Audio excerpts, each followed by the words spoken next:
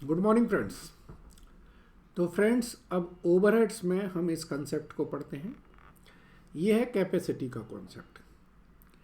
Capacity का concept का मतलब है जब आप किसी भी मैन्युफैक्चरिंग यूनिट में जाते हैं और वहाँ पर लिखा होता है कि ये इतनी कैपेसिटी का प्लांट है, तो ये सारी चीज़ें उसमें आती हैं।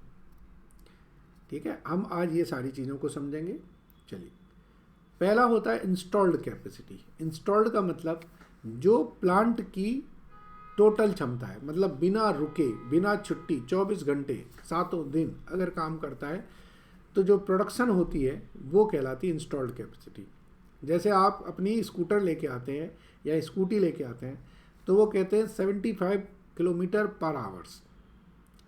अब 75 किलोमीटर पर लीटर अगर आप देखेंगे तो इसमें आप कहोगे कि हम जब चला रहे हैं तो हमें तो 45 ही मिल रहा है।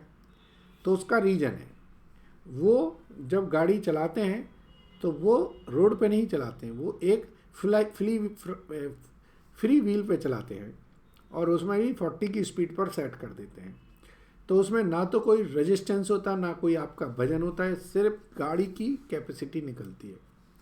अब जैसे ही उस पर आप बैठते हो तो गाड़ी पर लोड आ गया 60 70 80 kg का।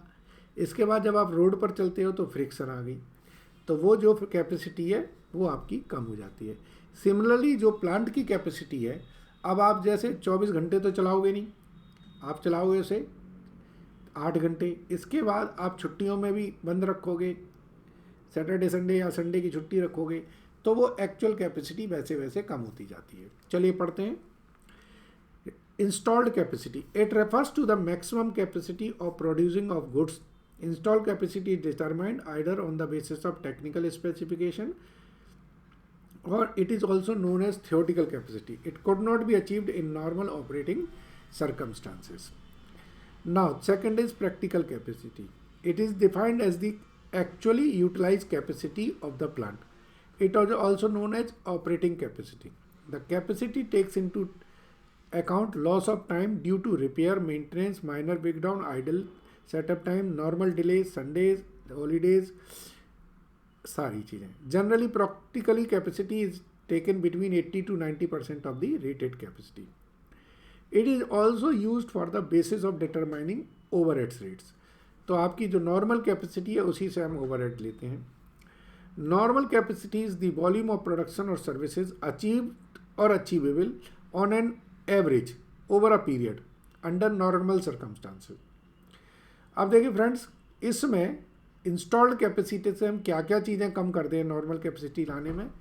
एक तो time loss due to prevention of planning, number of shifts, machine hour और men hours, holidays, shut down, normal idle time और idle time loss due to batch change over. इस तरीके की छुट्टियाँ कम कर दें या टाइम प्रोडक्शन का कम कर दें तो ये आपकी नॉर्मल कैपेसिटी नहीं निकल आती है। इसके अलावा और अब इसमें आती है एक actual capacity. It is the capacity actually achieve during a given period. Normal capacity average में जो पूरे साल में आई है, एक्चुअल कैपेसिटी पर्टिकुलर पीरियड में आती है। Idle capacity, it is that part of the capacity of the plant, machine और equipment which can not be effectively utilized. So normal cap, अब उसमें दो पार्ट दे दिए इन्होंने। एक normal idle capacity. Normal idle capacity आपकी वो है जो आपकी आप कर ही नहीं सकते। It is the difference between the installed and normal capacity. And abnormal idle capacity, ये आपकी नॉर्मल और एक्चुअल कैपेसिटी का डिफरेंस है। नॉर्मल मतलब जो अचीव की जा सकती है, एक्चुअल जो है जो आपने अचीव की है। अब इनके ट्रीटमेंट है।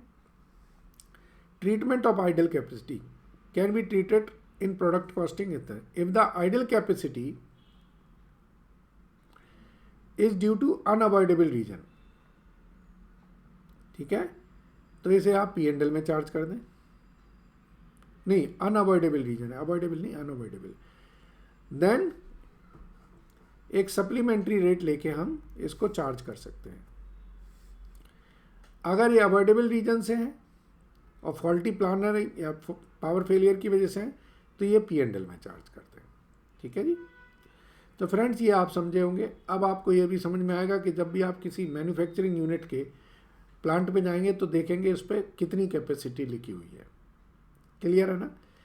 चलिए ये फ्रेंड्स कुछ आइटम्स हैं जिनके हमें ट्रीटमेंट बताने हैं कि कॉस्टिंग में हम इनको क्या करते हैं। चलिए पढ़ते हैं। जैसे इंटरेस्ट एंड फाइनेंसिंग चार्जेज है। So interest and financing charges ये आपके वैसे तो कॉस्ट शीट का पार्ट नहीं होते हैं, बट अगर ये कॉस्टिंग में आते हैं तो ये सेपरेट लाइन में दिखाए जाएंगे।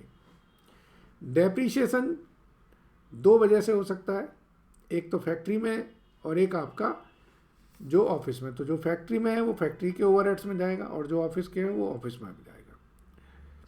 पैकिंग एक्सपेंसेस ध्यान दीजिएगा, एक प्राइमरी पैकिंग होती, एक सेकेंडरी पैकिंग होती। तो कॉस्ट ऑफ प्राइमरी पैकिंग जो है should become the part of production cost and cost of packing to facilitate the transportation of the product from factory to customer should become part of distribution cost। तो primary packing आपकी cost of production का part है और secondary packing आपकी cost of sales का part है। ठीक है जी। इसके बाद है fringe benefits. These are the additional payment provided to workers. ठीक है जी। So these indirect benefits stand improve the morality loyalty. If the amount of fringe benefit is considered large, it may be required as a direct charge by means of supplementary wages rate। इसके बाद आ जाते हैं expenses on removal and re-erection of machines। Machines को हटाने में या दोबारा लगाने में जो खर्चे होते हैं ये वो है। So if such expenses are incurred due to faulty planning तो इसे कॉस्टिंग P&L में चार्ज कर दें, और नहीं तो आप इसे ओवरहेड्स में चार्ज करते हैं। ठीक है, ये लिखा है all such expenses are treated as production overheads. Bad debts आपके सेल्स में है तो सेल्स कॉस्ट ऑफ सेल्स में जाएंगे। फिर आता है training expenses. Training is an essential input for industrial workers. तो training expenses are treated as part of cost of production. ये देखिए ये लिखा है। ठीक है जी। फिर कैंटीन एक्सपेंसेस हैं, तो कैंटीन एक्सपेंसेस में आप उनके डिपार्टमेंट में चार्ज कर दें। Carriage and cartridge expenses. Carriage and cartridge expenses आपके इनवर्ड है, मटेरियल से रिलेटेड हैं तो मटेरियल में, अदरवाइज वो फैक्ट्री ओवरहेड्स में चले जाएंगे। अगर डिस्ट्रीब्यूशन से रिलेटेड हैं तो डिस्ट्रीब्यूशन एक्सपेंसेस में। वेलफेयर एक्टिविटीज़, ये जो खर्चे हैं ये तीनों डिपार्टमेंट में बढ़ जाएंगे, क्योंकि वेलफेयर तो तीनों ही डिपार्टमेंट के एम्प्लॉय का होता है, चाय तो तीनों ही डिपार्टमेंट पीते हैं। Next is night shift allowances. Night shift का मतलब जो रात में लोग काम करते हैं उनको अलग से दिया जाता है। तो if this allowance is treated as a part of direct wages,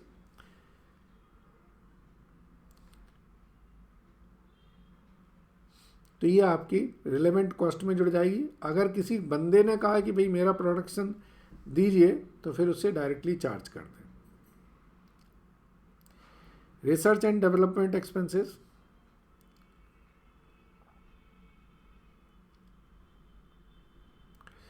product की रिसर्च करने के लिए जो डेवलपमेंट होते हैं, तो इसमें इन्होंने दिया है कि डेवलपमेंट एक्सपेंसेस अगर किसी प्रोडक्ट के लिए खर्च किए गए हैं तो इन्हें आप उस प्रोडक्ट से चार्ज कर दें। अगर रूटीन बेसिस में है तो वो आप जनरल ओवरहेड में चार्ज कर सकते हैं।